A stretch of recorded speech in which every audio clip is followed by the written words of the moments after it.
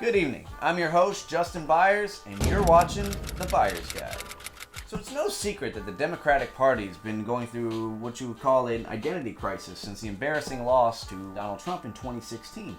From here, they don't know if they want to be moderates, they want to be progressives, they want to be socialists, do they want to ride on Obama's coattails, do they want to bring in a kind of prejudiced, sexist New York old guy billionaire? Everything is going as planned. It's kind of a weird flex, but this chaotic crisis has become most apparent outside, other than Iowa, obviously, but in Virginia. Let's look at what's going on in the archaic Commonwealth. Following the mass shooting last year in which 12 people were murdered, Governor Ralph Northam and his merry band of Democrats have decided to champion comprehensive gun legislation, including bans on assault rifles and such. Now, one would think that after winning the General Assembly last year, having both chambers and obviously having the mansion, that the Democrats will be able to get their shit together, use their consolidated power, and pass whatever they want.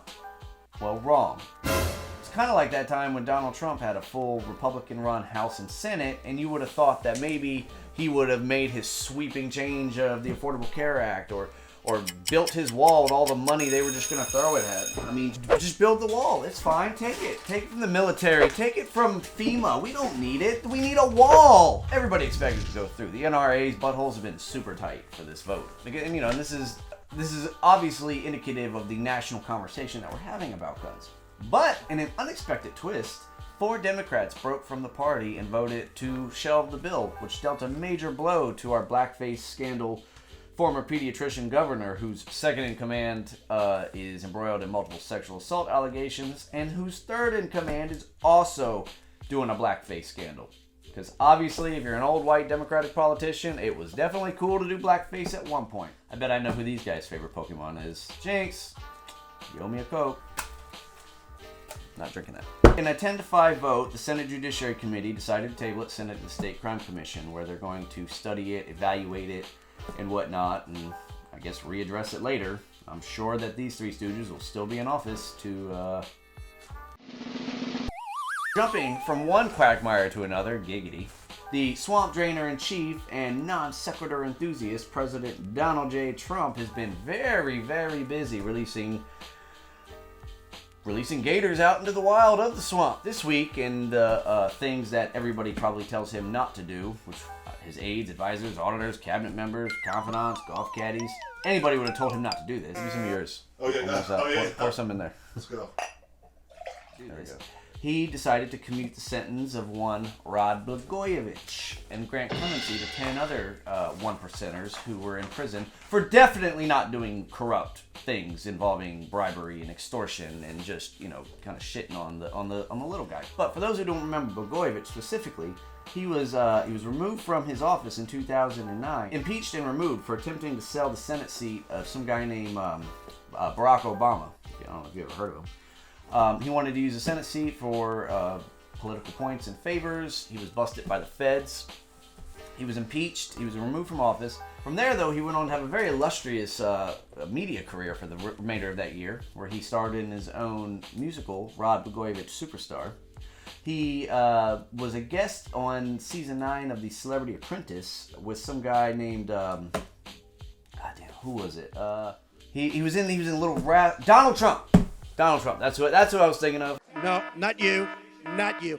Your organization's terrible. He then went on to give a interview with Esquire magazine claiming that he was blacker than Obama, because there's nothing black people love more than a white guy saying that they are blacker than them, all while rocking a 1964 era George Harrison Beatle haircut. And now, after 9 years, he's being released. So, the implication of this in the thought process, because, I mean, Blagojevich isn't hurting anybody being out, but it's what does this mean for the people like Roger Stone, Michael Flynn, the other people who have been charged with wrongdoing in the Mueller investigation?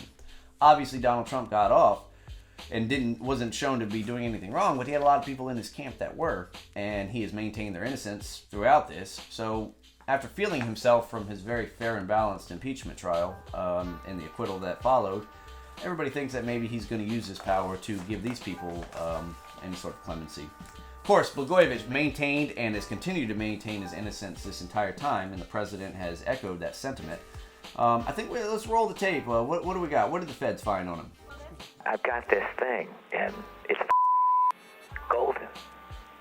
and I'm just not giving it up for nothing.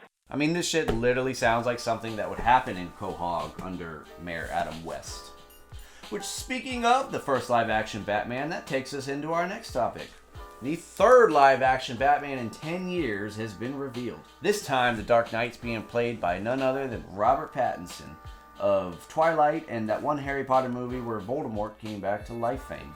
Naturally, the internet is losing its collective shit over this casting, which isn't unprecedented in a Batman movie. I mean, back in 1989, or I guess in 1988, when Michael Keaton was first announced as Batman, Warner Brothers received 50,000 handwritten letters protesting Mr. Mom playing Batman. There's just no way they could do it.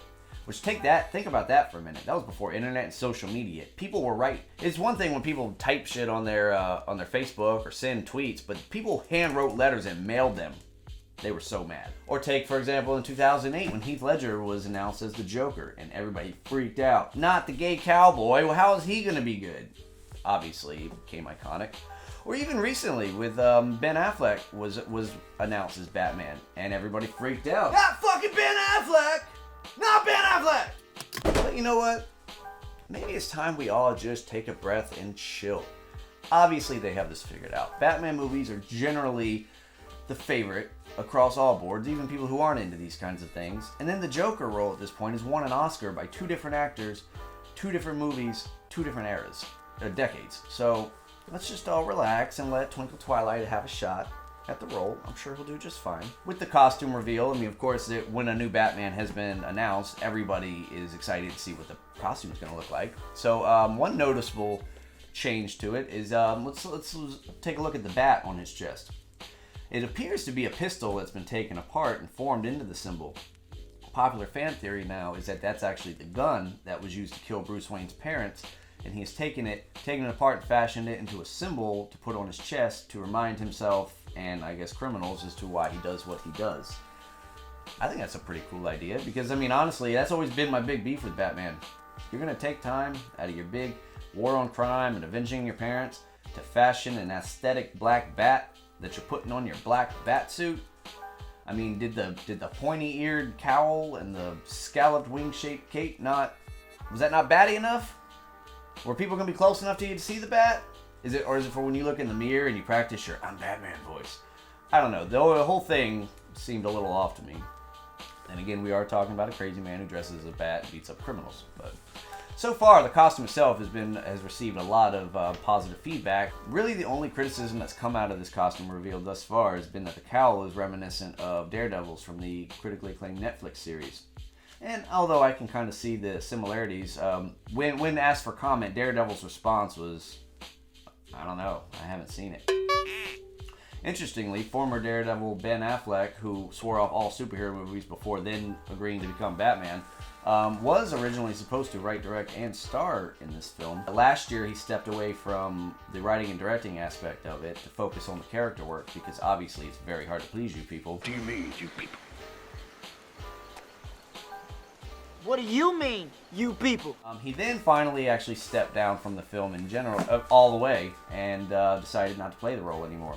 And he recently just opened up in an interview with Vanity Fair and asked about it. He said that after multiple stints in rehab to deal with his alcoholism, nasty divorce from his ex-wife, and the Trump's White House that was the production of Justice League, kind of turned him off on the whole thing, and he was actually advised by one of his friends that if he does it, and I quote, "I think you'll drink yourself to death if you go through that again."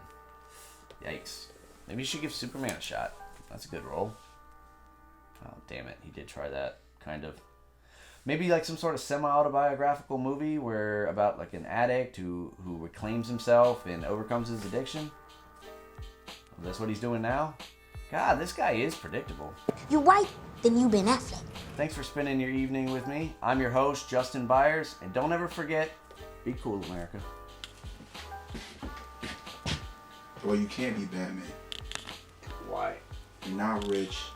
You don't have any skills. I got dead parents. I can be Batman. If fucking Cedric Diggory can do it, I can do it. Look at you and look at Cedric. Okay. I don't know. I haven't thought that far yet. I was just looking at the point of keeping it from a Saturday film into a Monday. We gotta go because we got. All right. Take 14 in 5, 4, 3, 2.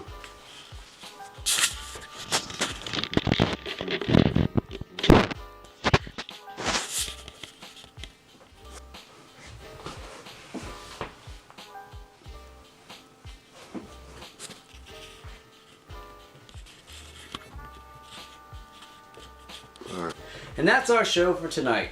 Thank you for spending your evening with me. Once again, I'm your host, Justin Byars, and this is the Byars Guide. And you know what? Don't ever forget, be cool, America. Oh wait, should I have done this? It's got to be in tip-top shape. He is a sick puppy.